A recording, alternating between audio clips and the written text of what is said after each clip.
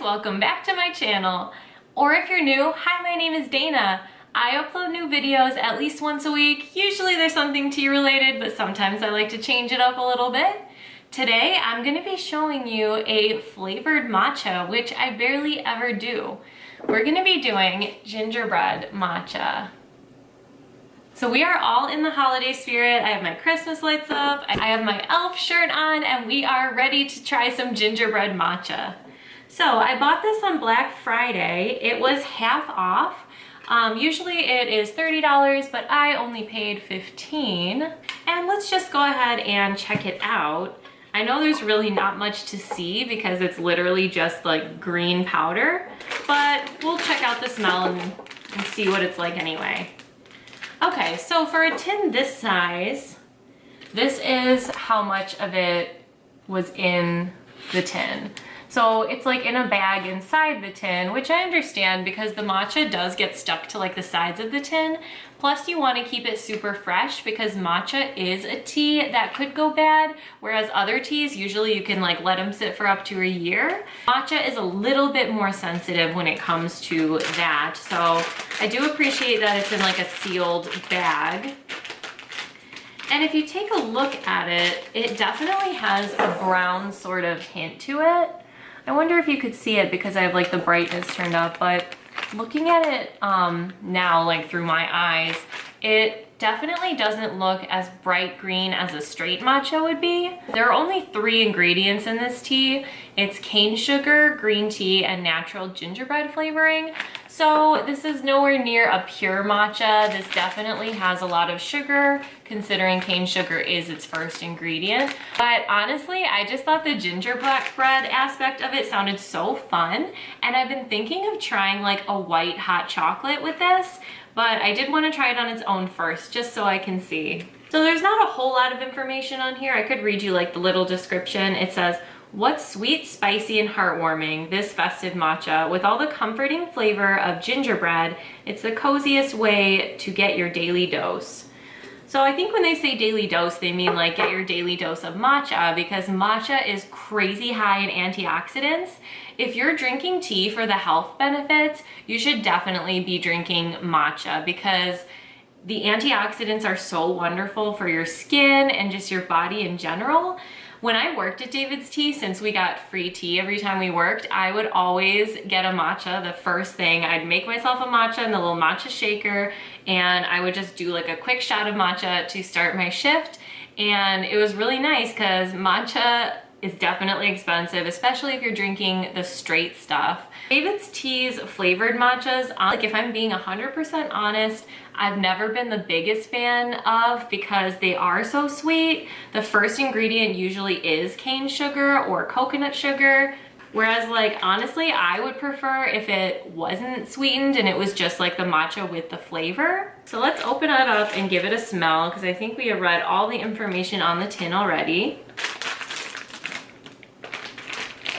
I'm really hoping this has a strong gingerbread flavor because matcha is such a distinct flavor that like it would need to be pretty strong in gingerbread flavor to stand up to that like green matcha taste. Okay, so it's kind of weird to be honest. It has a weird, it reminds me of like something I've had. It doesn't smell sweet. Like I smell like the cloves and like the spices that are in gingerbread, but it doesn't, since like I don't smell like the sugar, I just smell like that and the matcha. It almost smells like if you go to like a restaurant that serves like Vietnamese food or Chinese food or something like that. Because I know in like pho broth and things like that, it has some kinds of nice spices like that. So this isn't really smelling like a sweet like dessert like I thought it would be, but I wouldn't be surprised if it tastes really sweet because like obviously there's a lot of sugar. If I just smelled this, I'm not sure I would get gingerbread like if I didn't know what it was. I'm not sure I would like recognize the gingerbread smell. It doesn't smell bad by any means. It smells good. It's just definitely not what I was expecting. I can smell like the molasses, I guess. Like, you know how you make gingerbread cookies with molasses? Like, okay, so I guess let's just make our matcha now. I'm gonna be using the matcha shaker because it's the easiest way to make matcha. It's my favorite way. I do like to use a traditional bowl and whisk every once in a while. It's definitely a really relaxing ritual, but for the purpose of the video, to keep it simple, I'm just going to use the matcha shaker. And then DAVIDSTea has like a special spoon just for their matcha. It's much smaller than this, and I do have one which I use when I make straight matchas. With the flavored matchas, it calls for 5 of the matcha spoons of matcha, so to scoop 5 times with that little spoon takes a bit of effort, and especially because the regular DAVIDSTea Perfect Spoon is actually the same size. So I'm gonna take a little bit of a shortcut and use the regular Perfect Spoon for this. So I'm just gonna do one nice, pretty level scoop. And for an extra precaution, to make sure we don't get any clumps, I'm gonna strain it through this like mesh sifter thing. This is definitely not required, especially for a flavored matcha, because I barely ever would notice any clumps if I was ever making a flavored matcha. But just to make it a little extra smooth and extra creamy and a little extra special, I'm going to quickly push it through this mesh just so we get a really nice velvety cup of matcha. When I make regular matcha, I like to make like a shot, so I only fill it up to here. When I make like my straight matcha, because I like to have just a little bit, put it in a tiny cup and just shoot it real quick so I can get the health benefits and get it out of the way. But this is a flavored matcha. It's meant to be sipped and enjoyed. So I'm gonna fill about up to the fill line on here with some warm water. It shouldn't be quite hot anymore because I boiled this about an hour ago. So with matcha, you don't want your water to be really hot, because it'll burn those like delicate little baby tea leaves, and you are gonna get a bitter cup of tea that way, and we can't be having that. So I've been letting my water cool for about an hour, so it should be nice and warm and perfect. Right up to that fill line. The matcha shaker has 3 parts. There's like the little lid thing with the carry travel mug thing, but also there's a button on it. And then there is the actual shaker, which has a little ball in it to like agitate the matcha. And then the lid, which is also, has some mesh. So if you do happen to get some clumps in your matcha, this is like a last ditch effort to keep them out of your cup and out of your mouth. But we're just gonna close it right on up. And also another thing to note is DAVIDSTea is always improving their products and always changing things. So this matcha maker I got more than a year ago. So I'm sure by now there are definitely a lot of changes. So if I'm like showing you something and you're like, wait, mine is different, keep in mind that mine is a little bit old at this point, and hopefully it's like matcha shaker like 3.0 now and it's way better. But I'm just gonna give it a nice good shake, and then we'll pour it into our cup and we'll see how it tastes. So I just like to shake it until I see like a nice layer of froth bubbles on top. So if you can see, there's some real nice froth. So green and beautiful. I like to just kind of look through, make sure I don't see any clumps. If I do, I'll give it like an extra couple shakes. But it looks really good. I think because of the sugar in the flavored matchas, they all combine really nicely with the water, and I don't tend to get that many clumps. But when I make my straight matchas, I go through like every effort possible to avoid the clumps, because there's nothing worse than when you're like enjoying like a velvety smooth cup of matcha and you get like a clump of like green in your mouth and you're like, ugh, it's gross. So then once you're done shaking, you press this button on top and it's gonna release the pressure. So when you open up the matcha shaker, you don't get like sprayed in the face from the hot, like with the hot liquid, because when you're shaking it, it's like a lot of pressure is accumulating in there. So I like that they have this button, and it's really satisfying to press. Listen. So fun. Okay, so now we're safe to open it up. I'm gonna pour mine into a cup. You can of course just drink it right out of here. If you like it more diluted, you could even top it off with water. I'm gonna see where we're at in the cup, and then maybe I'll add a little bit of water. Or you know what, I think I'm actually gonna taste it first. Then I'm gonna see what I wanna add, because I might add something a little bit extra special. Matcha is such a good, like, Christmas drink. I know people never think of it that way because like it's healthy tea and like Christmas is all about like decadent things and sweets and peppermint mochas and like Starbucks gingerbread lattes, and no one thinks of matcha as like a Christmas flavor.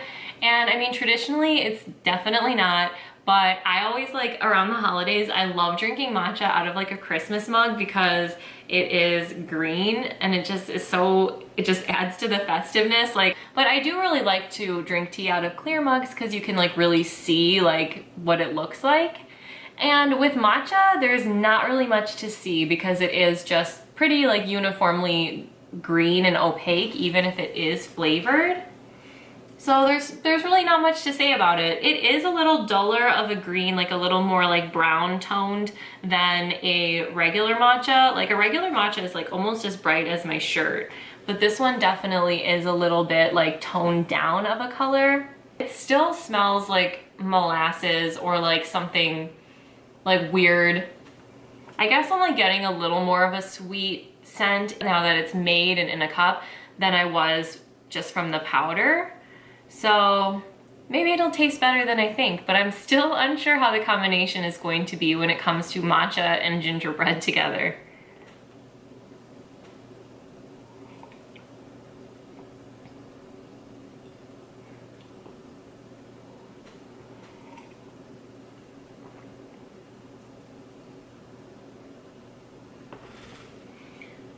In my opinion, we're like losing the gingerbread. I really just taste like a very sweet matcha. I think it's just because of my personal preference of like, this is too sweet. You know what I mean? Like a lot of people like that, and a lot of people are used to like a lot of sweet drinks. So to them, they might get that gingerbread flavor a little bit more. But for me, I'm not getting it as strongly as I wanted.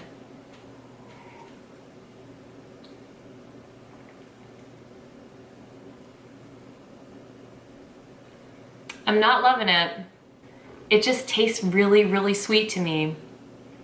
I would love to taste more of the spices, but then again, it is artificially gingerbread flavored. Like it even says, oh, you know what? It says natural gingerbread flavor. So it is naturally flavored. When this tea has the term natural flavors on their tea, the way I was taught was like what that means is that it's flavored from something that comes from like the natural thing. So if it's a little bit harder to think about for me with gingerbread, because gingerbread is like a baked good, so like you're not extracting a flavor straight from a gingerbread cookie, I wouldn't think. So if I had to kind of interpret what natural gingerbread flavor would mean in this context, I would assume that it was like the extracts of the flavors from things that are in gingerbread. So maybe molasses and like ginger and cloves and things like that. A lot easier for me to think like in terms of like fruit.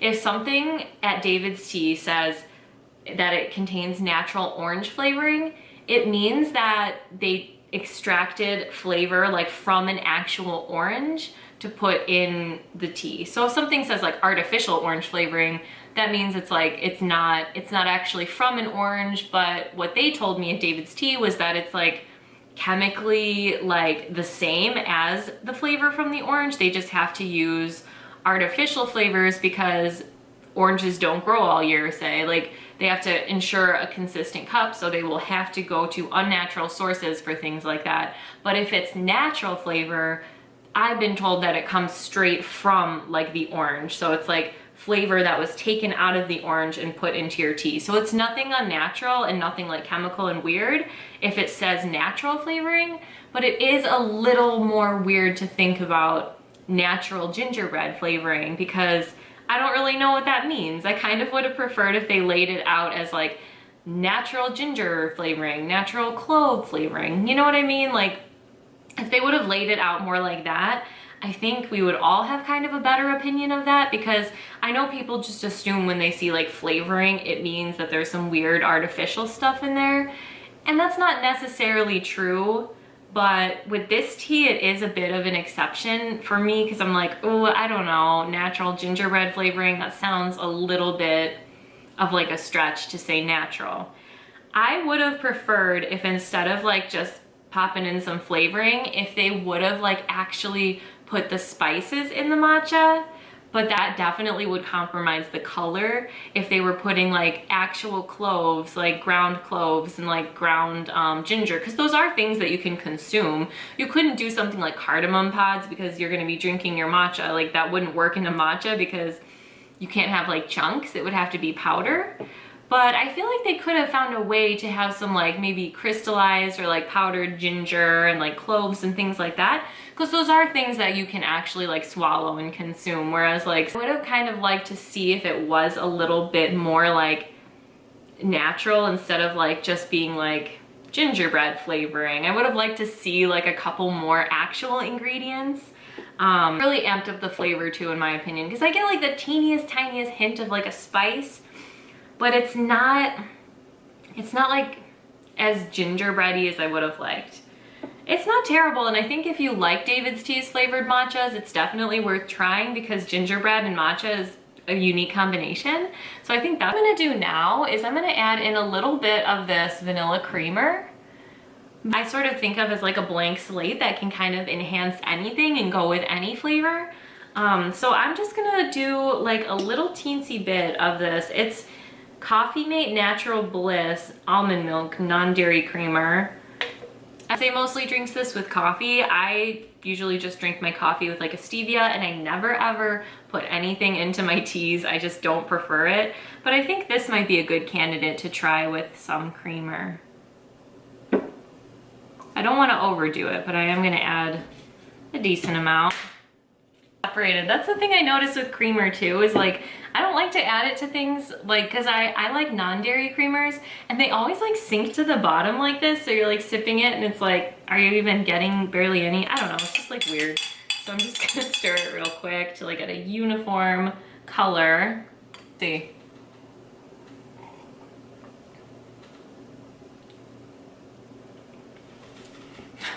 So obviously it's even sweeter than it was before.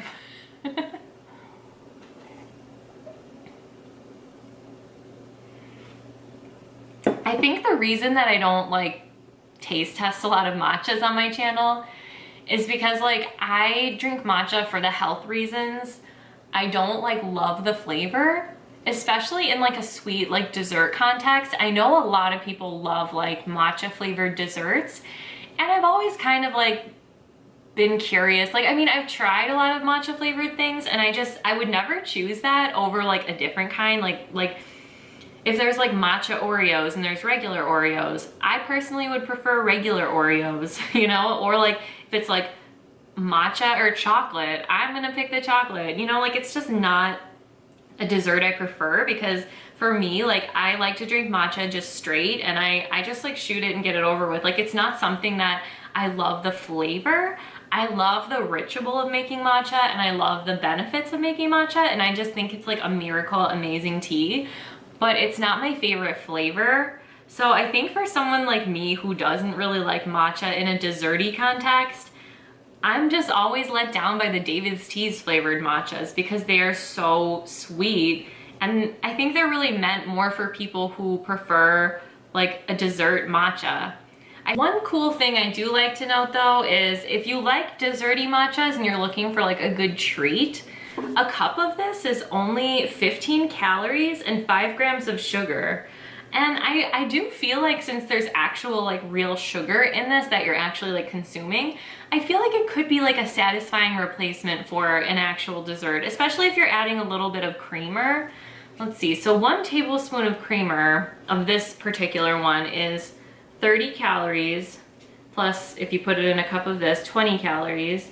And like, let's be real, we're not gonna add only 1 tablespoon. I mean, at least I'm not. I'm gonna add at least 2. So even if it's like 60 plus 20, that's 80 calories. So you're getting like a really sweet, delicious drink that you can do as like just a treat. Like your afternoon pick-me-up can be like a really nice treat and a good alternative to getting like a festive drink at like your local Starbucks, where if you're looking at like a grande size drink, that could be over like 400 calories. So even if you top this with some whipped cream, you can do a whole lot and still like keep it under your calories and keep it really decadent and fun. It's not my personal cup of tea, but I know some of you guys are going to absolutely love it. I was going to try to make like a gingerbread inspired matcha drink. I would probably just use a straight matcha and then add like some kind of gingerbread flavoring on my own. Like I think I would add like a gingerbread syrup, or I would just go through and add like whatever spices I think would be good. But I'm not sure I would have ever thought to do that with matcha if it wasn't for the fact that DAVIDSTea has a gingerbread matcha. So it's definitely like an A+ for creativity. I love gingerbread. I'm gonna bake some this weekend. So I like that they did a gingerbread matcha, but it's just not like my personal taste to like drink something like that. If you guys enjoyed this look at DAVIDSTEA's gingerbread matcha, let me know in the comments below if you like matcha in a dessert context, or if you're like me and you prefer to just like take it straight, get your antioxidants, and leave it at that. If you know of any other brands that make some good flavored matchas that are a little less sweet, I'd definitely be interested to hear that as well. Guys, I hope you're having the most beautiful holiday season, and I will see you next time. Thanks for watching!